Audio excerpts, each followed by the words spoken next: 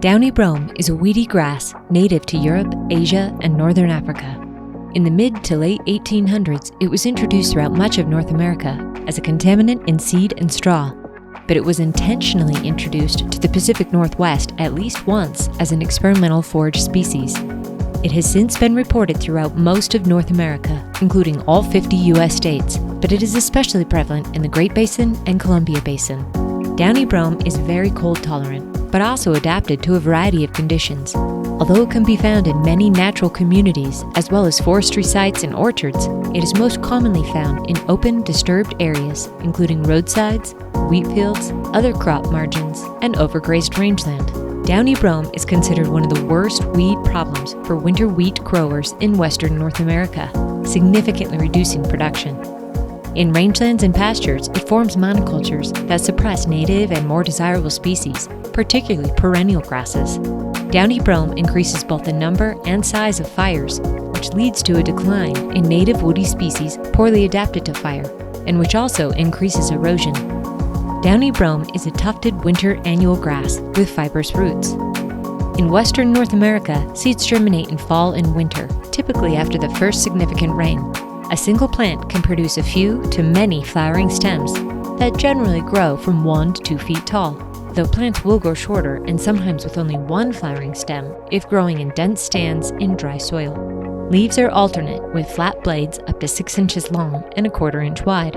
Leaf blades and sheaths are often covered with short, soft hairs. Downy brome has ligules that are short, blunt, membranous, and often appear frayed. It does not have auricles, where the sheath clasps the stem, and the sheaths are somewhat open. Flowering occurs in spring when the flower clusters, called panicles, 3 to 9 inches long, are produced at the ends of stem tips. Panicles are open, loose, and often droop to one side. Lower branches contain up to 8 spikelets, while upper branches have only 1 or 2. Spikelets are stalked and up to 1 inch long. Each floret is surrounded by a pair of bracts called the lemma and palea. Lemmas are less than 1/2 inch long and notched at the tip, forming 2 teeth with a straight awn about 1 inch long arising between the teeth. Spikelets are green and closed at first, but turn reddish to purple and spread outward at maturity, and then they dry to a straw color as the plant dies back by summer. Florets readily adhere to clothing, fur, and machinery, and are typically viable for 2 to 3 years, but sometimes up to 5.